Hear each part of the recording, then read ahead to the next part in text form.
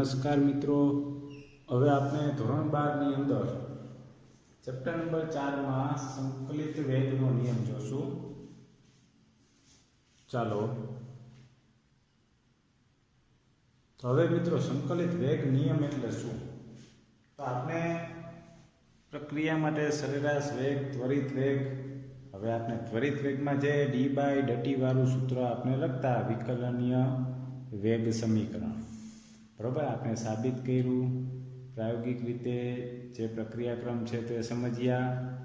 એટલે કે વિકલનીય વેગ સમીકરણ છે તે તમને ટૂંકમાં સમજાવું તો એક વિકલનીય વેગ સમીકરણ પરથી પ્રક્રિયાનો વેગ નક્કી કરવો મુશ્કેલ બને છે, બરાબર છે.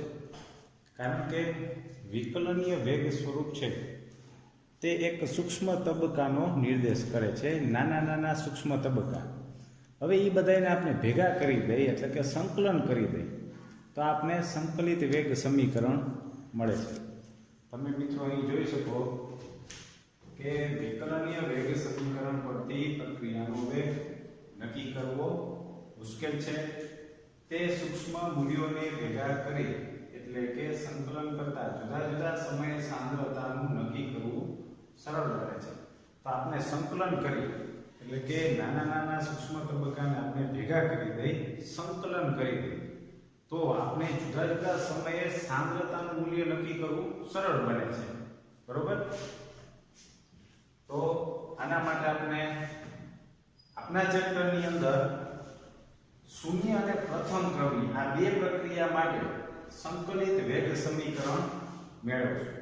તો આ બે પ્રક્રિયા માટે આપણે મિત્રો વાત કરી હતી કે સંકલિત પ્રક્રિયા માટે પ્રથમ અને દ્વિતીય ક્રમની પ્રક્રિયા હોય છે, શૂન્ય ક્રમની પણ હોય છે, પછી તૃતીય ક્રમ, આવી રીતના જટિલ પ્રક્રિયાઓ છે તેના માટે ક્રમ તેના જુદા જુદા હોઈ શકે. પરંતુ આપણે સામાન્ય શૂન્ય, પ્રથમ ક્રમની અને દ્વિતીય ક્રમની પ્રક્રિયાઓનો મોટા ભાગે અભ્યાસ આવે છે. જ્યારે આપણે પ્રથમ જોઈએ તો શૂન્ય ક્રમની પ્રક્રિયા માટે સંકલિત વેગ સમીકરણ. તો જુઓ મિત્રો, શૂન્ય ક્રમની પ્રક્રિયા માટે સંકલિત વેગ સમીકરણ. તો આપણે જે પ્રક્રિયા લખતા કે પ્રક્રિયક એટલે રિએક્ટન્ટ, પ્રોડક્ટ એટલે નિપજ, R2P માટે, બરોબર છે. કોઈ પણ પ્રક્રિયા હશે એની અંદર પ્રક્રિયકો હશે એટલે કે R હશે પ્રક્રિયકો અને નિપજ એટલે પ્રોડક્ટ હશે.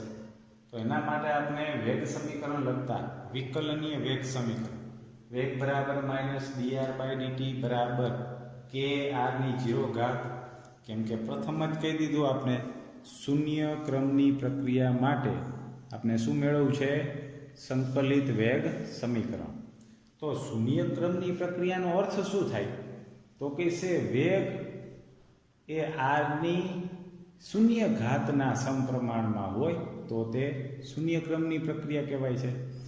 એટલે કે વેગ બરાબર -dr/dt બરાબર kr⁴.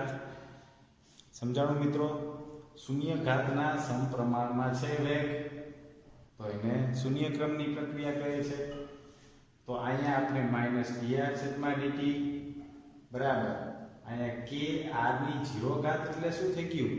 એક એકમ થઈ ગયું ને, એક, અને dt આ બાજુ આવવા દો તો શું થઈ ગયું? kdt -dr બરાબર kdt, બરોબર છે. તો આનું સંકલન કરતા આપણે સમીકરણ કેવું મળે? માઈનસ ને ઓલી બાજુ જવા દો તો r બરાબર -kt + c અથવા i એટલે સંકલનનો અચળાંક છે, એને આ કહી દો સમીકરણ 1, બરોબર છે મિત્રો. ફરીથી કહું, શૂન્ય ક્રમની પ્રક્રિયાના વિકલનીય વેગ સમીકરણ લખ્યું છે -dr/dt બરાબર kr⁴. શૂન્ય ક્રમ છે એટલે આપણે પ્રક્રિયકની સાંદ્રતાની 0 લીધી છે.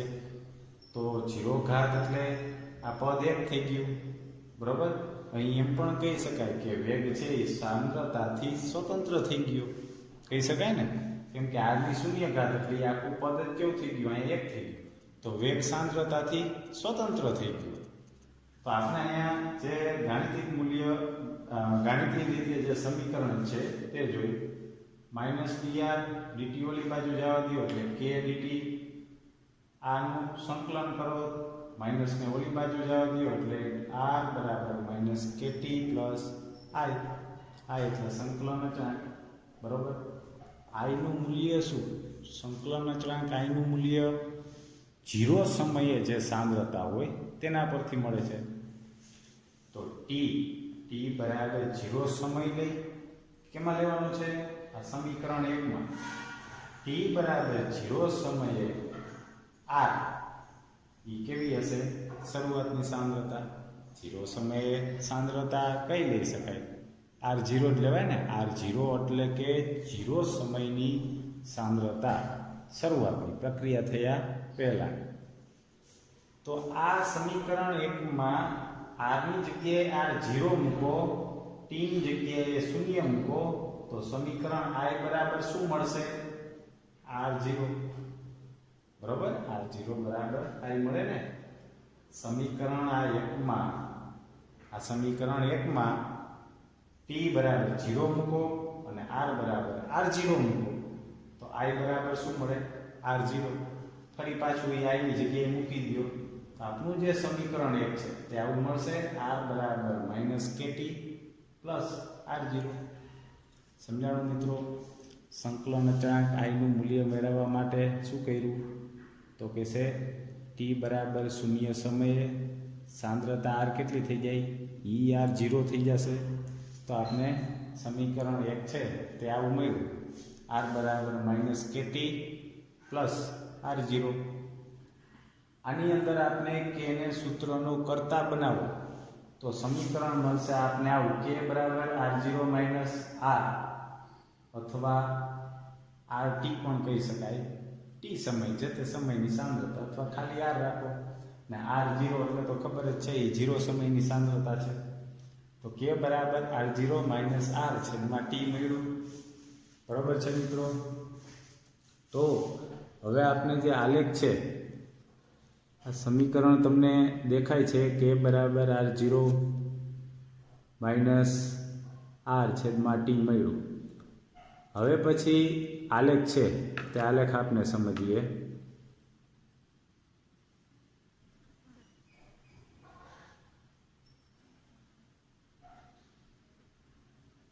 તો જુઓ આપણે જે સંકલન અચળાંક i નું મૂલ્ય મૂકતા જે સમીકરણ મળ્યું હતું અહીંયા r બરાબર -kt પ્લસ r0 એને તમે ગાણિતીય રૂપ y બરાબર mx પ્લસ c બરોબર ઢાળ શોધવા માટેનું આપણે ગાણિતિક સ્વરૂપ જે મળતું y બરાબર mx પ્લસ c તેની સાથે સરખાવો તો અહીં આવું થશે આ y બરાબર mx પ્લસ c તો જુઓ જોઈએ આ y ની જગ્યાએ શું છે r છે બરાબર m એટલે શું છે માઈનસ k આ માઈનસ k એ શું છે m છે અને t શું છે તો કઈ છે આ x અને પ્લસ c ની જગ્યાએ શું છે r0 બરોબર છે y અક્ષ એટલે r ની સાંદ્રતા બતાવે છે આ y બરાબર mx c જે ગણિતનું સ્વરૂપ છે તેને સાથે સરખાવો તો y બરાબર r થાય m એટલે -k થાય x એટલે t થાય અને c આંતર છે r0 થશે તો આમાં આપણે y વિરુદ્ધ x નો આલેખ દોર્યો y એટલે r y એટલે r લીધું x એટલે t આ x બરોબર છે આપણે સાંદ્રતા વિરુદ્ધ સમયનો આલેખ y વિરુદ્ધ x y અક્ષ ઉપર શું લીધું તો કે છે r x અક્ષ ઉપર શું લીધું સમય આ સમય થઈ ગયો સાંદ્રતા વિરુદ્ધ સમયનો આલેખ એની અંદર ઢાળનું મૂલ્ય કેટલું છે m એટલે ઢાળ કેટલું છે -k m બરાબર શું છે આ સમીકરણ સાથે સરખાવો એટલે m ની જગ્યાએ શું આવે -k તો ઢાળ છે જેનું મૂલ્ય સંતુલન અચળાંકના ઋણ મૂલ્ય બરાબર મળશે, એટલે કે ઢાળ બરાબર -k. સી આપણે અહીંયા આઈ દર્શાવ્યો તો આપણે આઈની જગ્યાએ અહીંયા આઈ લખી શકો, આઈ અથવા સી. આંતરછેદનું મૂલ્ય કેટલું છે? r0. તો જ્યાં અહીંયા મૂલ્ય જે છે તે કેટલું છે? r0. બરોબર, એક શરૂઆતની સાંદ્રતા દર્શાવે છે, જેને કહેવાય આંતરછેદ. તો આ આપણે આલેખ પરથી ઢાળનું મૂલ્ય -k મળ્યું, આંતરછેદ r0 મળ્યું, બરોબર, અને સાંદ્રતા વિરુદ્ધ આપણે સમયનો આલેખ મેળવ્યો. હવે શૂન્યક્રમની પ્રક્રિયા માટે સંકલિત વેગ સમીકરણ જેમ મેળવ્યું તેવી જ રીતના પ્રક્રિયાનો આ જ શૂન્યક્રમની પ્રક્રિયા માટેનો અર્ધાયુષ્ય સમય મેળવવો હોય. મિત્રો, અર્ધાયુષ્ય સમય એટલે કે પ્રક્રિયકની શરૂઆતની જે કાંઈ સાંદ્રતા છે એ અડધી થાય ત્યાં સુધીનો સમય, જેને કહેવાય અર્ધાયુષ્ય સમય. એટલે કે પ્રક્રિયા દરમિયાન પ્રક્રિયકની અડધી સાંદ્રતા થવા માટે લાગતો સમય t1, બરોબર છે. ધારો કે 0 સમયે પ્રક્રિયકની સાંદ્રતા 100 છે, હવે 50% થાય, 50 થાય, એના માટે લાગતો સમય, બરોબર. શરૂઆતની ગમે એટલી સાંદ્રતા હોય એને અડધી થવા માટે લાગતો સમય 100 સાંદ્રતા છે તો એ 50 સાંદ્રતા થાય ત્યાર સુધીનો સમય કેટલો લાગ્યો? એ સમયને શું કહેવાય? અર્ધાયુષ્ય સમય t1. તો આપણે મૂળ જે સમીકરણ હતું, બરોબર, કે એને સૂત્રનો કરતા કર્યો હતો, એ જ સમીકરણમાં આપણે શેની કિંમત મૂકવાની છે? તો કે અહીંયા t બરાબર શું લઈશું? અર્ધાયુષ્ય સમય, કેમ કે આ પૂરો સમય બતાવે છે ને t, તો એના બરાબર t1 આપણે લઈશું, અર્ધાયુષ્ય સમય. સાંદ્રતા જે છે r, એને આપણે શું કરશું? અડધી કરવાની છે. કેનાથી? મૂળ સાંદ્રતાથી અડધી કરવા માટે લાગતો સમય શોધવો છે ને, એટલે r બરાબર શું લઈશું? r0/2, કેમ કે મૂળ સાંદ્રતા અડધી થાય ત્યાં સુધીનો આપણે સમય શોધવાનો છે, બરોબર છે. તો r બરાબર આપણે લીધું r0/2. આ બે t બરાબર t1 અને r બરાબર r0/2, આ બેને આપણે મૂળ જે સમીકરણ હતું સંકલિત વેગ સમીકરણ એમાં મૂકો તો t એટલે થઈ ગયું t1, એની જગ્યાએ મૂકી એટલે એને આપણે આ બાજુ લઈ ગયો ને કે ને આ સાઈડ જવા દો, તો t1 બરાબર r0 ના r0 માઇનસ r એટલે r0/2, તો r0/2 મૂકો છેદમાં કે સાદું રૂપ આપો એટલે શું મળે? અર્ધાયુષ્ય સમય r0 ના છેદમાં 2k. અહીં જોઈ શકાય કે અર્ધાયુષ્ય સમય એ શરૂઆતની સાંદ્રતાના સમપ્રમાણમાં છે. શરૂઆતની જ કહેવાય ને, r0 એટલે પ્રારંભિક સાંદ્રતાના સમપ્રમાણમાં, અને સંતુલન અચળાંકના વ્યસ્ત પ્રમાણમાં અર્ધાયુષ્ય સમય હોય છે, બરાબર છે મિત્રો. તો આપણે આ શૂન્યક્રમની પ્રક્રિયા માટે સંકલિત વેગ સમીકરણ મેળવ્યું અને પ્રક્રિયાનો અર્ધાયુષ્ય સમય મેળવ્યો. હવે આપણે વાત કરી તેના એક ઉદાહરણની વાત કરી.